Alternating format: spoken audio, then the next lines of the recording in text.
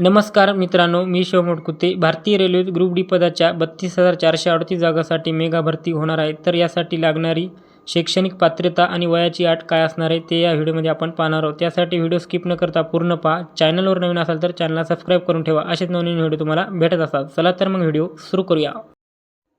तर तुम्ही पाहू शकता RRB ग्रुप डी भरती 2025. भारतीय रेल्वेत ग्रुप डी पदाच्या 32,438 जागांसाठी मेगा भरती.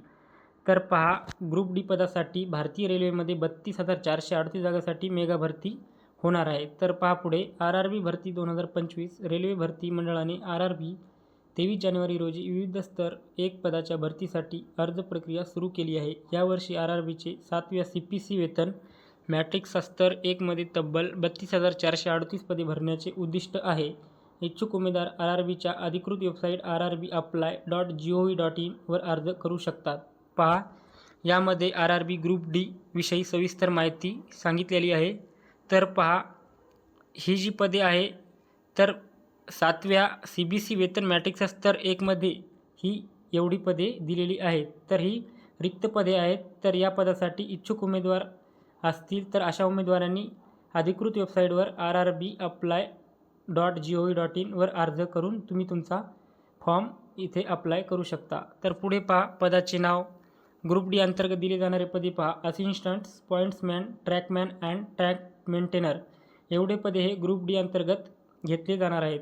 तर पदसंख्या आहे 32,438. पुढे पहा, शैक्षणिक पात्रता 10वी उत्तीर्ण किंवा ITI. तर यासाठी तुम्हाला 10वी उत्तीर्ण पाहिजे किंवा ITI असणं हा सुद्धा गरजेचं आहे.